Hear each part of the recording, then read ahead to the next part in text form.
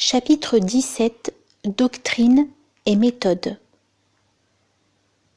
Nous avons souvent insisté déjà sur le fait que si le but ultime de toute initiation est essentiellement un, il est cependant nécessaire que les voies qui permettent de l'atteindre soient multiples, afin de s'adapter à la diversité des conditions individuelles. En cela, en effet, il ne faut pas considérer seulement le point d'arrivée, qui est toujours le même, mais aussi le point de départ, qui est différent suivant les individus. Il va de soi d'ailleurs que ces voies multiples tendent à s'unifier à mesure qu'elles se rapprochent du but, et que, même avant d'y parvenir, il y a un point à partir duquel les différences individuelles ne peuvent plus intervenir en aucune façon. Et il n'est pas moins évident que leur multiplicité, qui n'affecte en rien l'unité du but, ne saurait davantage affecter l'unité fondamentale de la doctrine, qui en réalité n'est pas autre chose que celle de la vérité même.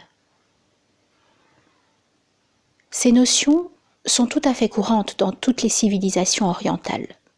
Ainsi, dans les pays de langue arabe, il est passé en expression proverbiale de dire que chaque cheikh a sa tariqa, pour dire qu'il y a de nombreuses façons de faire une même chose et d'obtenir un même résultat.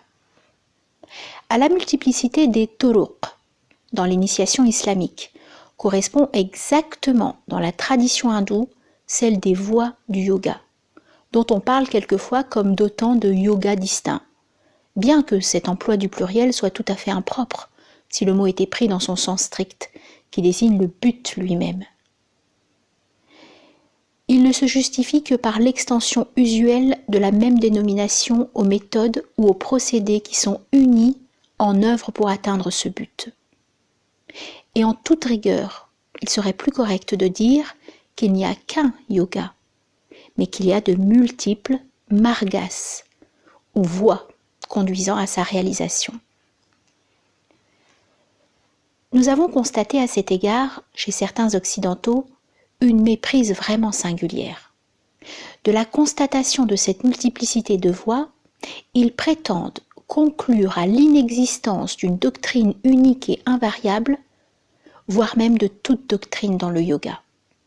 Ils confondent ainsi, si invraisemblable que cela puisse paraître, la question de doctrine et la question de méthode, qui sont des choses d'ordre totalement différent. On ne devrait d'ailleurs pas parler, si l'on tient à l'exactitude de l'expression, d'une doctrine du yoga, mais de la doctrine traditionnelle hindoue dont le yoga représente un des aspects. Et pour ce qui est des méthodes de réalisation du yoga, elles ne relèvent peu que des applications techniques. Elles ne relèvent que des applications techniques auxquelles la doctrine donne lieu, et qui sont traditionnelles, elles aussi, précisément parce qu'elles sont fondées sur la doctrine et ordonnées en vue de celle-ci, ce à quoi elles tendent étant toujours, en définitive, l'obtention de la pure connaissance. Il est bien clair que la doctrine, pour être vraiment tout ce qu'elle doit être, doit comporter dans son unité même des aspects ou des points de vue, darshanas, divers, et que sous chacun de ces points de vue, elle doit être susceptible d'applications indéfiniment variées. Pour s'imaginer qu'il peut y avoir là quelque chose de contraire à son unité et à son invariabilité essentielle, il faut, disons-le nettement, n'avoir pas la moindre idée de ce qu'est réellement une doctrine traditionnelle. D'ailleurs, d'une façon analogue, la multiplicité indéfinie des choses contingentes n'est-elle pas, elle aussi, comprise tout entière dans l'unité de leurs principes, et sans que l'immutabilité de celui-ci en soit aucunement affectée? Il ne suffit pas de constater purement et simplement une erreur ou une méprise, comme celle dont il s'agit, et il est plus instructif d'en chercher l'explication. Nous devons donc nous demander à quoi peut bien correspondre, dans la mentalité occidentale, la négation de l'existence d'une chose telle que la doctrine traditionnelle hindoue. Il vaut mieux en effet prendre ici cette erreur sous sa forme la plus générale et la plus extrême, car c'est seulement ainsi qu'il est possible d'en découvrir la racine même.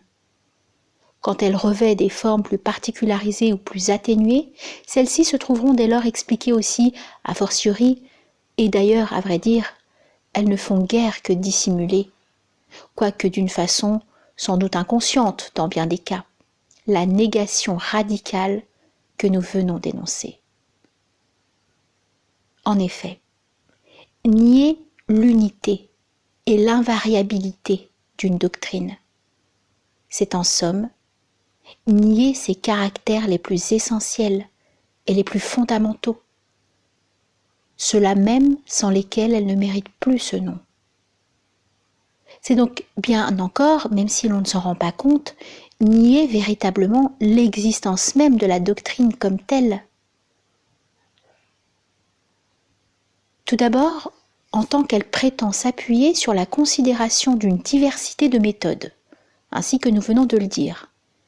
Cette négation procède manifestement de l'incapacité d'aller au-delà des apparences extérieures et de percevoir l'unité sous leur multiplicité.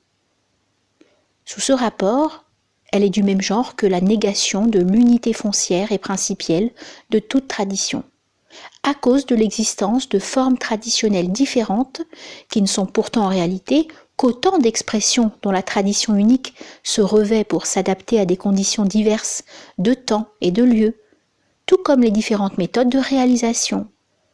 Dans chaque forme traditionnelle, ne sont qu'autant de moyens qu'elle emploie pour se rendre accessible à la diversité des cas individuels. Cependant, ce n'est encore là que le côté le plus superficiel de la question.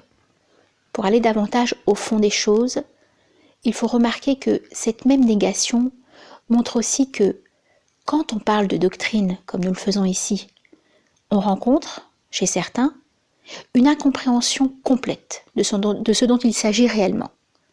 En effet, s'il ne détournait pas ce mot de son sens normal, il ne pourrait pas contester qu'il s'applique à un cas comme celui de la tradition hindoue, et que c'est même seulement dans un tel cas, nous voulons dire quand il s'agit d'une doctrine traditionnelle, qu'il a toute la plénitude de sa signification. Or, si cette compréhension se produit, c'est parce que la plupart des Occidentaux actuels sont incapables de concevoir une doctrine autrement que sous l'une ou l'autre de deux formes, de qualité extrêmement inégale d'ailleurs, puisque l'une est d'ordre exclusivement profane, tandis que l'autre possède un caractère vraiment traditionnel, mais qui toutes deux sont spécifiquement occidentales. Ces deux formes sont d'une part celle d'un système philosophique et de l'autre celle d'un dogme religieux.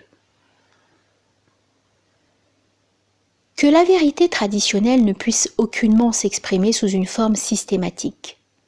C'est là un point que nous avons assez souvent expliqué pour n'avoir pas à y insister de nouveau. D'ailleurs, l'unité apparente d'un système, qui ne résulte que de ses limitations plus ou moins étroites, n'est proprement qu'une parodie de la véritable unité doctrinale. Au surplus, toute philosophie n'est rien de plus qu'une construction individuelle, qui, comme telle, ne se rattache à aucun principe transcendant, et qui est par conséquent dépourvue de toute autorité. Elle n'est donc point une doctrine, au vrai sens de ce mot, et nous dirions plutôt que c'est une pseudo-doctrine, entendant par là qu'elle a la prétention d'en être une, mais que cette prétention n'est nullement justifiée. Naturellement, les Occidentaux modernes pensent tout autrement à cet égard, et là où ils ne retrouvent pas les cadres pseudo-doctrinaux auxquels ils sont habitués, ils sont inévitablement désemparés. Mais comme ils ne veulent ou ne peuvent pas l'avouer, ils s'efforcent quand même de tout faire rentrer dans ces cadres en le dénaturant, ou bien, s'ils ne peuvent y réussir, ils déclarent tout simplement que ce à quoi ils ont affaire n'est pas une doctrine, par un de ces renversements de l'ordre normal dont ils sont coutumiers. En outre, comme ils confondent l'intellectuel avec le rationnel, ils confondent aussi une doctrine avec une simple spéculation. Et comme une doctrine traditionnelle est tout autre chose que cela, ils ne peuvent comprendre ce qu'elle est. Ce n'est certes pas la philosophie qui leur apprendra que la connaissance théorique, étant indirecte et imparfaite, n'a en elle-même qu'une valeur préparatoire, en ce sens qu'elle fournit une direction qui empêche d'errer dans la réalisation, par laquelle seule peut être obtenue la connaissance effective, dont l'existence et la possibilité même sont quelque chose qu'ils ne soupçonnent même pas. Alors quand nous disions, comme nous le faisions plus haut, que le but à atteindre est la pure connaissance, comment pourrait-il savoir ce que nous entendons par là? D'autre part, nous avons eu bien soin de préciser, au cours de nos ouvrages, que l'orthodoxie de la doctrine traditionnelle hindoue ne devait aucunement être conçue en mode religieux. Cela implique forcément qu'elle ne saurait exprimer sous une forme dogmatique, celle-ci étant inapplicable en dehors du point de vue de la religion proprement dite. Seulement, les Occidentaux ne connaissent généralement pas d'autres formes d'expression des vérités traditionnelles que celle-là. C'est pourquoi, quand on parle d'orthodoxie doctrinale, ils pensent inévitablement à des formules dogmatiques. Ils savent en effet tout au moins ce qu'est un dogme, ce qui d'ailleurs ne veut certes pas dire qu'ils le comprennent, mais ils savent sous quelle apparence extérieure il se présente. Et c'est à cela que se borne toute l'idée qu'ils ont encore de la tradition. L'esprit anti-traditionnel, qui est celui de l'Occident moderne, entre en fureur à cette seule idée du dogme, parce que c'est ainsi que la tradition lui apparaît, dans l'ignorance où il est de toutes les autres formes qu'elle peut revêtir. Et l'Occident n'en serait jamais arrivé à son état actuel de déchéance et de confusion s'il était demeuré fidèle à son dogme, puisque pour s'adapter à ces conditions mentales particulières, la tradition devait nécessairement y prendre cet aspect spécial, du moins quant à sa partie exotérique. Cette dernière restriction est indispensable, car il doit être bien entendu que, dans l'ordre ésotérique et initiatique, il n'a jamais pu être question de dogme, même en Occident. Mais ce sont là des choses dont le souvenir même est trop complètement perdu pour les Occidentaux modernes, pour qu'ils puissent y trouver des termes de comparaison qui les aideraient à comprendre ce que peuvent être les autres formes traditionnelles. D'un autre côté, si le dogme n'existe pas partout, c'est que même dans l'ordre exotérique, il n'aurait pas la même raison d'être qu'en Occident. Il y a des gens qui, pour ne pas divaguer, au sens étymologique de ce mot, ont besoin d'être tenus strictement en tutelle, tandis qu'il en est d'autres qui n'en ont nullement besoin. Le dogme n'est nécessaire que pour les premiers, et non pour les seconds. De même que, pour prendre un autre exemple d'un caractère quelque peu différent, l'interdiction des images n'est nécessaire que pour les peuples qui, par leur tendance naturelle, sont portés à un certain anthropomorphisme. Et sans doute pourrait-on montrer assez facilement que le dogme est solidaire de la forme spéciale d'organisation traditionnelle que représente la constitution d'une Église et qui est elle aussi quelque chose de spécifiquement occidental. Ce n'est pas ici le lieu d'insister davantage sur ces derniers points, mais quoi qu'il en soit, nous pouvons dire ceci pour conclure. La doctrine traditionnelle, quand elle est complète, a, par son essence même, des possibilités réellement illimitées. Elle est donc assez vaste pour comprendre dans son orthodoxie tous les aspects de la vérité. Mais elle ne saurait pourtant admettre rien d'autre que ceci, et c'est là précisément ce que signifie ce mot d'orthodoxie, qui n'exclut que l'erreur, mais qui l'exclut d'une façon absolue. Les orientaux, et plus généralement tous les peuples ayant une civilisation traditionnelle, ont toujours ignoré ce que les occidentaux modernes décorent du nom de tolérance, et qui n'est réellement que l'indifférence à la vérité, c'est-à-dire quelque chose qui ne peut se concevoir que là où l'intellectualité est totalement absente. Que les Occidentaux vantent cette tolérance comme une vertu. N'est-ce pas là un indice tout à fait frappant du degré d'abaissement où les a amenés le reniement de la tradition ?